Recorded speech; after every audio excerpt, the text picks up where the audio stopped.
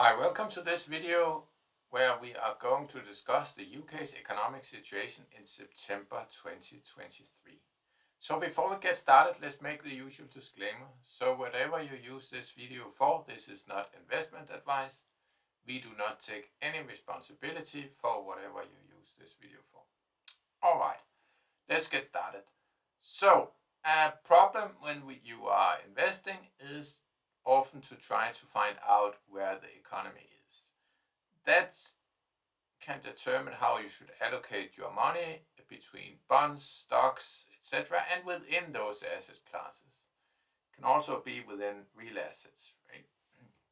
So for this reason, we have made our own economic data, which we believe is the most fresh data on the street. So for September, the open shops on King's Road, one of London's longest shopping streets, is 88%. It's fairly unchanged, and you can see that since March it has gone a little bit up and down, but it looks like it has stabilized around these 88%, which is also close to the level, funnily enough, in August 2020, where we started this out during the COVID crisis. It was also around 88%. So we will have to see what happens in the next months. It looks like there are more shops opening on King's Road, but as you move around London, and we have put a picture here to the right of me of also Sloane Street, which is one of the most expensive shopping streets in London, there is a lot of closed shops, and that signals that the economy is not doing too well. Okay, are there any other data that supports this? We will look in a second, but what we can see is at the moment it's not worsening, it's sort of stabilized, right, at this low level. So let's see. All right, if we look at car sales, then car sales this year is up about 20% compared to the year before, where it was really low. But it can be for technical reasons. London introduced the ultra low emission zones, the expansion here recently, and it might have an effect of sold cars. For example, you can see that electric cars are up 70% on a month-to-month basis from August to August, and that it might have to do with penalties you have to pay in units. So let's see. You can see the most sold cars in August was Tesla. Had two models, right? So electrics, and there's a Volkswagen as well. So apart from that, it's still fairly low cars. So it was the fourth highest August month since 2007. I don't think it's because the economy is booming. We think it's due for technical reasons, but we will have to see.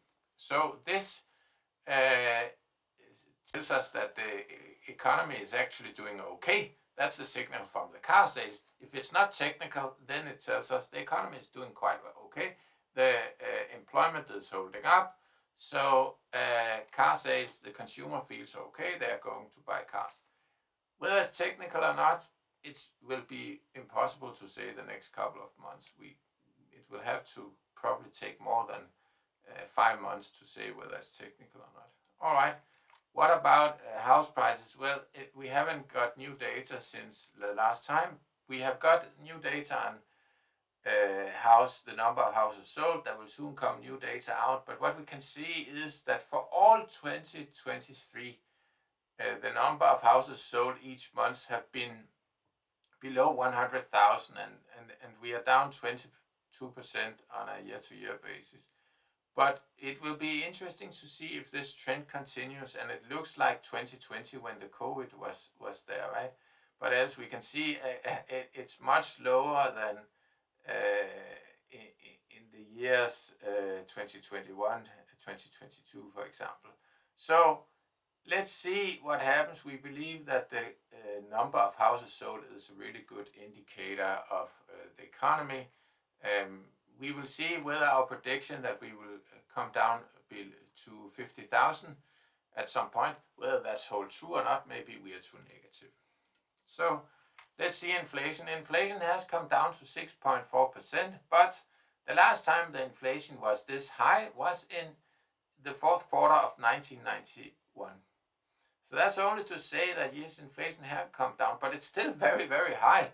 And it's, what is that? It's 32 years since the inflation has been this high. Okay, so how about the interest rate? Well, when the inflation was last time this high, the inflation, the base rate was 10.4%, right? And it's now 5.25.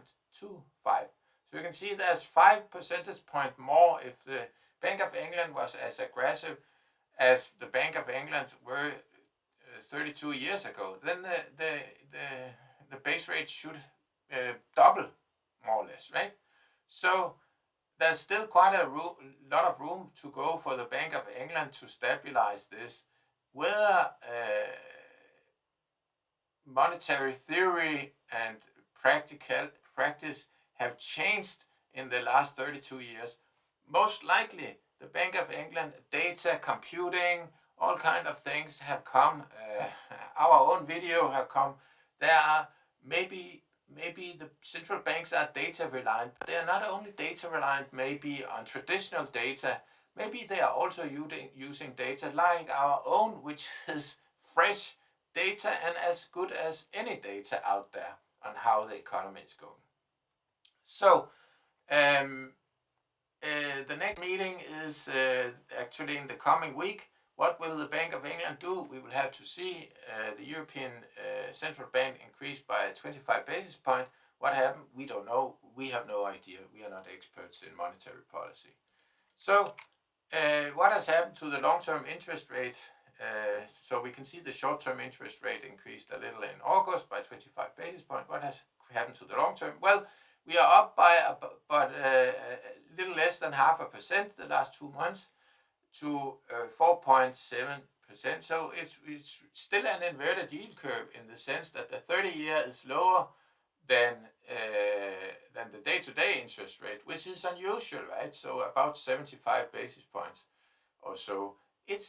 It's unusual that you have this inverse. What is that telling us? That there will be a downturn or something, right? Because normally you would like to get more for your money. If you lend your money out on 30-year versus if you lend your money out on a day, you would normally you would have a premium over time for giving up that opportunity to consume, etc.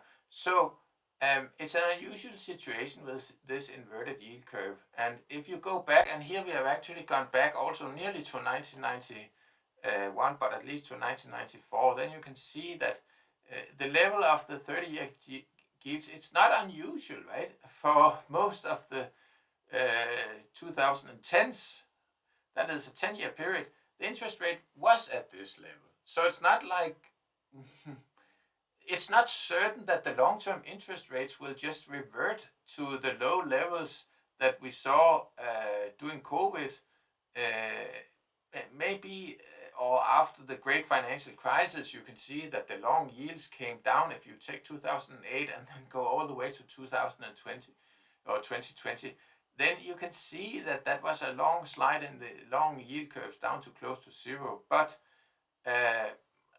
it looks like this level is more natural for the economy.